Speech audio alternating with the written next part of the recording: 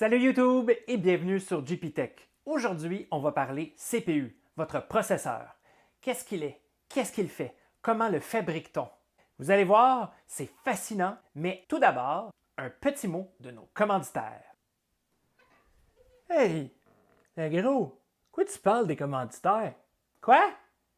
On n'en a pas. Qui tu te prends? Linus Tech Tips? Come on! Pour avoir des commanditaires, ça te prend du contenu, big! J'ai déjà une vidéo. Une introduction, ça compte pas, ça? Ouais, ça te prend plus de contenu. Go! Ah ouais! Ben, on n'a pas de commanditaire. Alors, commençons.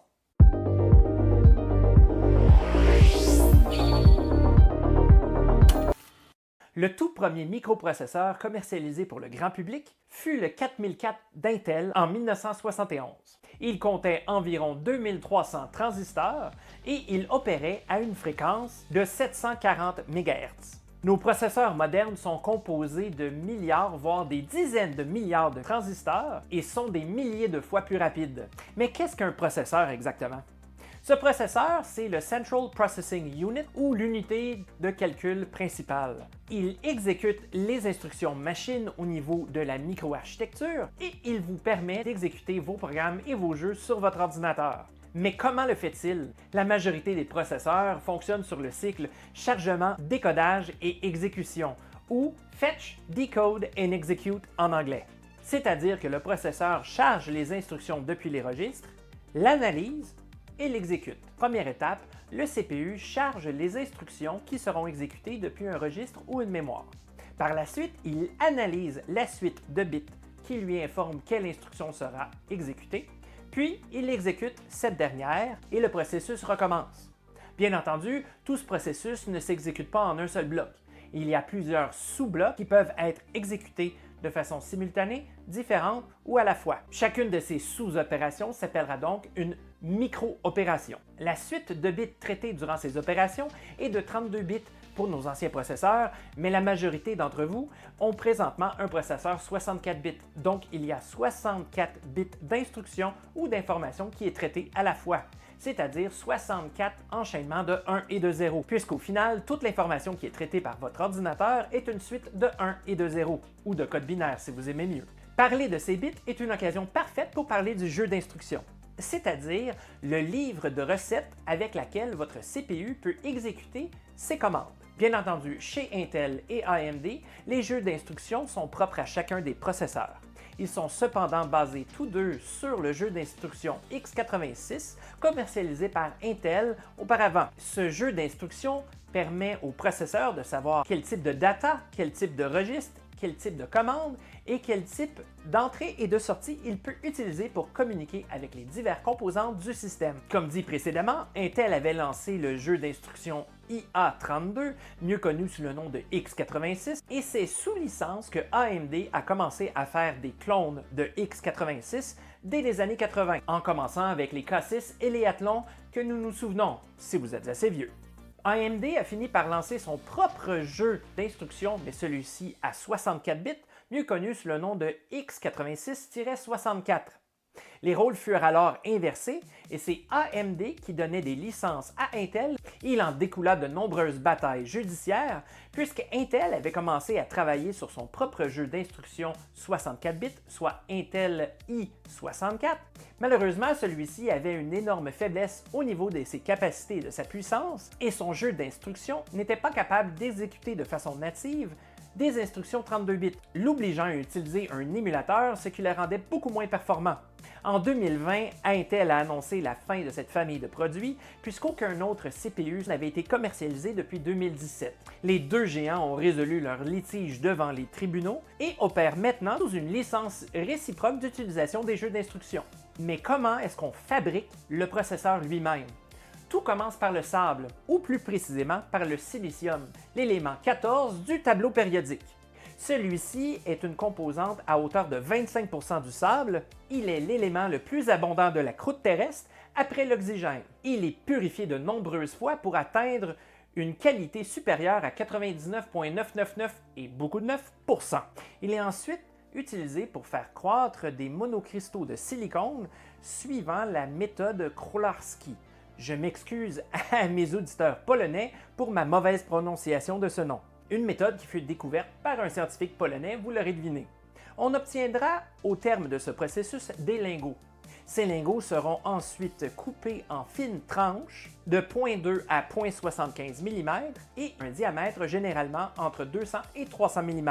À ce stade-ci, le produit s'appellera un wafer ou une galette. Cette galette de silicone sera polie jusqu'à l'obtention d'un fini miroir parfait et c'est sur cette dernière que les CPU d'aujourd'hui seront fabriqués à l'aide de divers procédés. Le plus important de ceux-ci, la photolithographie. Une couche protectrice photosensible est appliquée sur le dessus de la galette et puis une exposition de rayons UV ou de rayons X permettra d'engraver littéralement sur ce substrat de silicone les millions de transistors et milliards de transistors que composent les CPU modernes.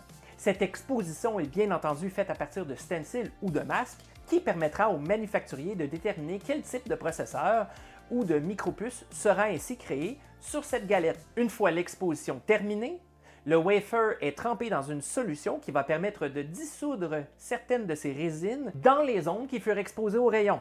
La combinaison de ces stencils et de ces expositions va permettre de surimposer de minuscules composantes et transistors sur le CPU. La création de ces multiples couches est également aidée par d'autres méthodes de production de processeurs qui incluent le dopage. Non, pas celui-là. Va-t'en ben.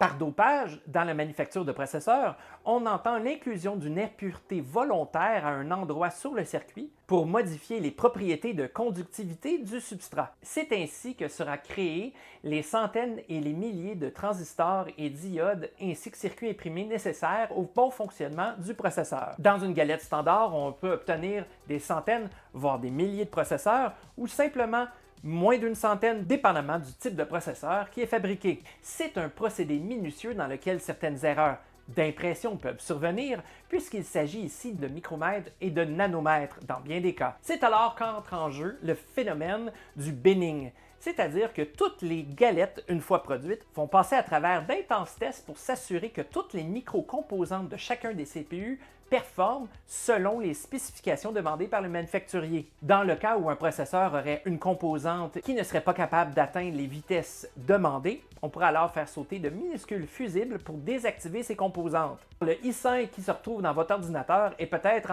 un i7 qui avait un défaut de fabrication. Alors une fois que ces défauts ou ces pièces non fonctionnelles sont désactivées, le CPU passe une nouvelle gamme de tests pour s'assurer qu'il sera capable de répondre aux exigences du CPU qu'il est devenu. Cela permet aux manufacturiers d'éviter le gaspillage et de produire le maximum de CPU possible par galette. Mais quelles sont ces composantes internes du CPU lorsqu'on agrandit l'image et on n'est plus au niveau des transistors eux-mêmes? Eh bien, il y aura plusieurs composantes internes à un CPU. Ils sont vraiment nombreuses, mais voici les principales. Il y a l'unité de logique arithmétique qui, comme son nom l'indique, ne sert qu'à faire des calculs. Évidemment, on parle ici d'addition, de subtraction, de multiplication et de division. Ainsi que des opérations logiques, pour ceux qui ont déjà codé un peu, vous reconnaîtrez les opérateurs logiques AND, OR ou IF, qui sont inclus dans ce genre d'opération. Il y a également le séquenceur ou l'unité de contrôle, qui lui sert à régir le fonctionnement du CPU lui-même. Il va décoder les instructions qu'il aura à exécuter et il déterminera quel registre de mémoire il va utiliser pour faire les opérations. Il peut faire appel également aux unités d'entrée et de sortie, ce qui permettra au CPU de communiquer avec les diverses composantes qui sont connectées dans votre ordinateur, que ce soit la mémoire vive, des cartes d'expansion ou votre carte graphique. Il y a également une horloge. Cette horloge précise est ni plus ni moins qu'un métronome qui permet au CPU d'exécuter en cadence toutes les opérations qu'il doit effectuer. Généralement, on va parler d'une fréquence de base et une fréquence turbo, ou nommée boost clock en anglais. Il s'agit ni plus ni moins du nombre d'opérations par seconde que le processeur est capable de traiter. Par exemple, un processeur 4 GHz serait capable d'exécuter 4 milliards d'opérations à la seconde. Il y a également une unité de gestion de la mémoire, ou le Memory Control Module, qui va être capable de permettre au CPU de stocker de l'information des données dans la mémoire vive de votre ordinateur. Votre CPU lui-même a sa propre mémoire qu'on appellera la mémoire cache. Elle est divisée en 3 niveaux, L1, L2 et L3. Elle va du plus rapide à la plus grande capacité, la mémoire L1 étant la plus rapide, mais la moins grande. Ces caches peuvent coexister, mais sont généralement au niveau de la L1 et L2, dédiées uniquement à chaque cœur de votre CPU. D'ailleurs, parlant de cœur, votre CPU peut avoir plusieurs cœurs. Ceux-ci sont ses propres composantes, mais dédiées à elles-mêmes, dont un CPU peut avoir plusieurs cœurs d'opération. Chaque cœur est capable de gérer les instructions qu'elles devront aller chercher, décoder et exécuter. Les processeurs performants de nos jours sont capables d'avoir plus qu'une ligne d'exécution de code par cœur, c'est-à-dire le nombre de threads. C'est pour ça que généralement, lorsqu'on parle d'un processeur, on va parler d'un processeur à 4 cœurs et à 8 threads. Il y a parfois également une carte graphique qui peut être aussi imbriquée dans le processeur, comme par exemple la série K chez Intel. Si vous avez un i5, i7 ou i9 et que le numéro finit par K, c'est-à-dire qu'il a une carte graphique intégrée. Mais peu importe votre manufacturier de choix, je vous recommande toujours de choisir un CPU avec une carte graphique intégrée. La raison est simple, c'est pour du débogage. Le jour où vous serez confronté à un problème avec votre carte graphique, vous en aurez une autre à même votre CPU pour vous aider à trouver où est le bobo. Si ce n'est pas le cas, vous allez devoir avoir sous la main une autre carte vidéo pour vous aider à trouver la source du problème. C'est ce qui met fin à ma première vidéo sur les composantes de votre ordinateur. Aujourd'hui, c'était le CPU.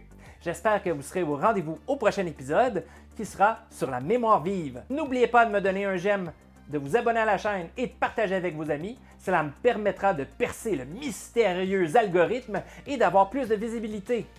Après tout, ma chaîne ne peut grandir sans vous. D'ici là, restez techno!